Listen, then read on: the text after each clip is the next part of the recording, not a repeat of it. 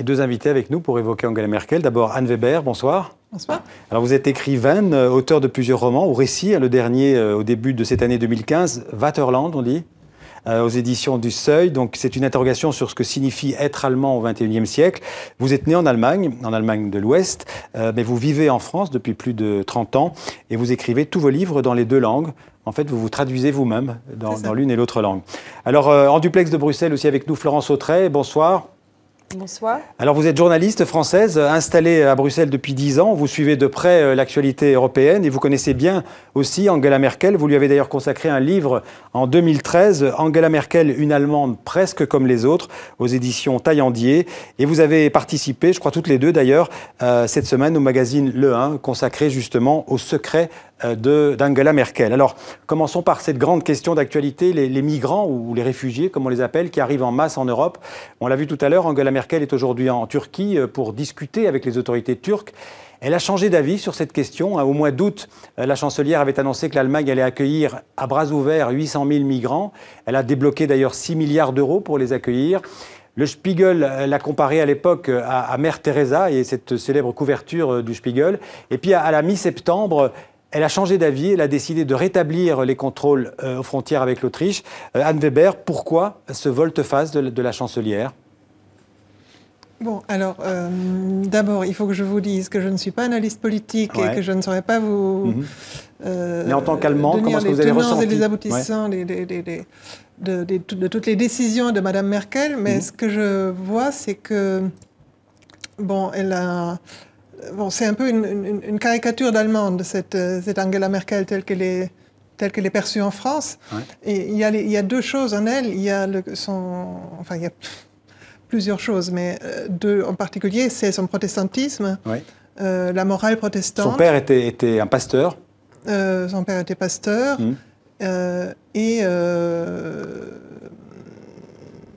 il y a le côté aussi caricature un peu, quand on voit de France, le côté bonne ménagère allemande, un peu mal fagotée, corpulente, mais qui tient bien ses comptes et qui... alors ce côté-là est un peu vu avec un sourire condescendant de France, mais il y a le côté... il y a le côté machine de guerre que Florence Autrey d'ailleurs dessine aussi dans son portrait dans le magazine Le 1. On va demander à Florence Autrey. Le côté la machine qui fonctionne bien et l'espèce de monstre froid qui fait peur. Florence Autrey, quand elle a... Attendez, je voudrais poser la question à Florence. Florence Autrey, quand Angela Merkel annonce que l'Allemagne va accueillir 800 000 réfugiés, elle est la fille du pasteur. C'est ce côté comment dirais-je, bienveillant qui parle en elle d'abord. C'est sa personnalité profonde. Elle est tout le temps la fille du pasteur. Mais vous avez dit qu'elle avait changé d'avis une fois. En fait, elle a changé d'avis deux fois. Parce que mi-juillet, elle était pour l'application des règles administratives. Et puis mi-août, elle était pour faire le constat que les règles administratives ne fonctionnaient pas. Et puis mi-septembre, elle est pour rétablir les contrôles aux frontières parce que le fait d'appliquer strictement le droit d'asile sans les règles administratives crée une situation ingérable. Donc, en pourquoi? réalité, c'est parce qu'elle sent que l'opinion publique allemande ne la suit pas? Je crois... Non, je ne pense pas. Je pense en août, elle a eu cette politique d'ouverture extrêmement généreuse, en quelque sorte, parce qu'elle sentait que l'opinion publique allemande la suivait. Et surtout que, par rapport aux dizaines de milliers de personnes qui s'étaient mobilisées et qui essayaient de faire en sorte d'accueillir ces gens, il valait mieux se mettre de leur côté à eux que du côté des quelques milliers de gens qui protestaient, surtout en Allemagne de l'Est. Mais le problème, c'est qu'elle est chancelière, donc elle gère une situation politique et donc il faut ses décisions ont un impact. Quand elle décide quelque chose, elle crée une nouvelle réalité. Et une fois qu'elle ait créé cette nouvelle réalité, il faut qu'elle s'adapte à cette nouvelle réalité. D'où la fermeture des frontières en septembre. Je crois que je ne crois pas qu'on peut dire qu'elle change d'avis. Elle s'adapte, en fait. Elle constate que ça ne marche pas, elle essaye autre chose. Et autre chose crée encore un problème. Alors, elle va encore essayer autre chose pour résoudre le problème. Donc, elle est très pragmatique. Elle est extrêmement pragmatique. Peut-être ce qu'elle sous-estime, c'est l'impact de ses propres décisions. C'est-à-dire que, en fait, c'est quelqu'un qui prend la réalité comme elle est, qui a un peu, quelque part un peu low profile, quoi. Elle prend la réalité comme elle est, et puis elle essaye de l'arranger. Seulement, elle a tellement de pouvoir, et l'Allemagne a tellement d'aura comme pays par rapport à ces millions de réfugiés, que simplement, elle ne peut pas juste s'adapter à la réalité, qu'elle est un élément déterminant de cette réalité. Ouais. Et en fait, c'est ça qui la rattrape et qui fait que, du coup, elle a ces changements de position très rapides ces derniers mois. Anne Weber, Angela Merkel, c'est vraiment aujourd'hui, c'est une Allemande du XXIe siècle. Elle symbolise bien cette Allemagne réunifiée. Elle a ces contradictions en elle. Alors, justement, c'est là qu'elle est en même temps très loin de moi, qui suis pourtant allemande. Il faut bien se dire qu'elle vient, d'où elle vient. Elle vient de l'Allemagne de l'Est. Elle a passé les 35 premières années de sa vie dans un pays sous un régime communiste où les gens se surveillaient les uns les autres, ou justement un pays qui était entouré de murs. Et ça, c'est peut-être très important aussi dans ses réactions dernièrement. C'est-à-dire que elle ne veut plus vivre dans un monde, dans une Allemagne, ni dans une Europe d'ailleurs, entourée de murs. Ouais. Florence Autrey, vous dites, je pense, dans un des articles que vous avez écrits, qu'elle était programmée pour le pouvoir. Expliquez-nous. C'est ce que j'essayais de vous expliquer. C'est une ambition, en fait, qui est aussi ancienne, je pense, que la chute du mur. C'est-à-dire que quand, à 35 ans, elle est rentrée en politique, en 90, mettons, enfin 89, à partir, je crois qu'elle a épousé à ce moment-là cette sorte de vocation et que peut-être qu'à l'époque, elle ne se voyait pas tout de suite chancelière, mais c'est clair que c'est quelqu'un d'extrêmement ambitieux, d'extrêmement travailleur, d'extrêmement intelligent. Et donc, à partir du moment où elle est rentrée dans cette filière, après avoir été donc chercheur en physique, elle s'est fixé l'objectif d'aller le plus loin possible. Et puis, elle a vu que ça marchait, qu'elle avait des atouts. D'accord. Et elle l'a fait très méthodiquement, très froidement.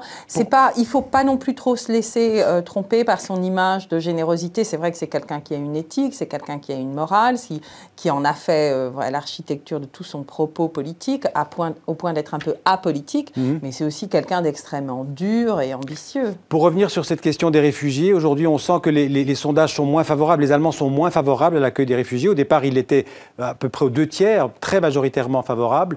Est-ce qu'elle reste malgré tout, Angela Merkel, populaire aujourd'hui en Allemagne?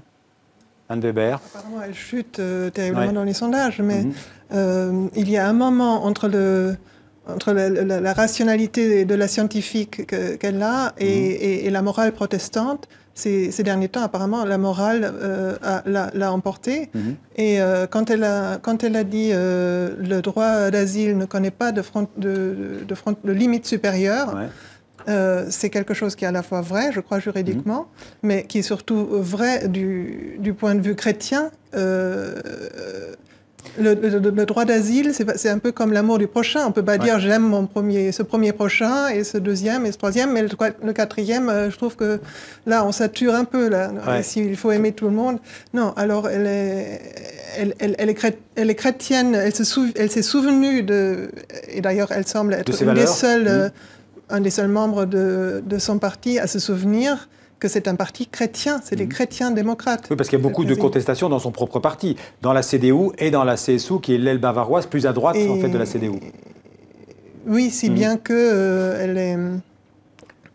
elle se trouve maintenant défendue par des... Moi-même, je me suis jamais imaginé, je n'aurais jamais pu imaginer que je défendrais un jour Angela Merkel à la télévision. Oui. Mais c'est ce que vous faites. C'est ce que je fais, mais aussi parce qu'elle elle m'a beaucoup impressionnée ces derniers temps, et parce qu'elle va à l'encontre de ses propres intérêts politiques complètement, et qu'elle avance quelque chose qui en même temps...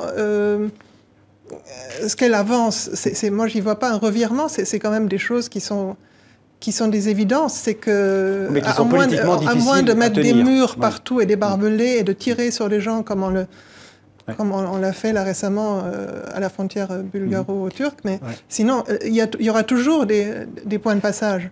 Florence Autrey, est-ce que dans le climat actuel, est-ce qu'elle peut être la candidate de la CDU aux élections de 2017? Vous pensez qu'elle a encore cette ambition-là? Elle a certes, oui, je pense qu'elle a cette Oui. ambition-là. Enfin, en tout cas, tout le monde s'attend à ce qu'elle le fasse. Et si elle n'est pas candidate, c'est elle seule le décidera. Mais pour ajouter quelque chose à ce que Anne Weber a dit, je pense que la morale chrétienne est importante dans ses positions, mais c'est plus que ça. C'est que c'était l'Europe qui était en train de se détruire dans la situation qui était celle de cet été. Parce que si on n'avait pas un mouvement européen et la réaffirmation de ce principe de l'asile, de toute façon, les gens arrivaient. Et de toute façon, c'était une espèce de chaos. Et de toute façon, on peut dire qu'elle a sauvé l'honneur. On peut dire qu'elle a sauvé d'une certaine manière l'honneur de l'Europe. Elle a à la fois mis l'Europe en pratique en danger parce qu'elle a créé un énorme appel d'air, mais l'Europe était de toute façon en danger parce que les gens arrivaient peut-être un peu moins nombreux que si les Allemands avaient dit « allez, venez chez nous », mais ils arrivaient de toute façon. Donc, possiblement, le mot de la fin. Elle a sauvé l'Europe en pratique et au plan moral, oui. Oui, Anne Weber, le mot de la fin. Non, je crois qu'il y a peut-être quelque chose qui a joué aussi, c'est toutes ces agressions contre des institutions, contre les foyers de réfugiés qui se multiplient ces derniers mois et ces dernières semaines en particulier. Le mouvement Pegida, tout ça, c'est quelque chose qui a lieu principalement en Allemagne, dans l'ancienne Allemagne de l'Est, c'est-à-dire la partie de l'Allemagne d'où elle vient. Et je crois il me semble possible qu'elle a eu honte de cette Allemagne-là. Malheureusement, il nous reste très peu de temps. Juste pour vous remercier. Merci Florence Autrey d'avoir été en duplex avec nous depuis Bruxelles. Merci Anne Weber. Je rappelle le titre de votre livre. On n'a pas eu le temps de parler. On vous reviendrait, on en reparlera parce que c'est un livre passionnant justement sur ce qu'est être un Allemand aujourd'hui en 2015 et puis toute l'histoire de votre famille qui traverse le XXe et le XIXe siècle. Donc Vaterland aux éditions du Seuil. Merci beaucoup à toutes les deux.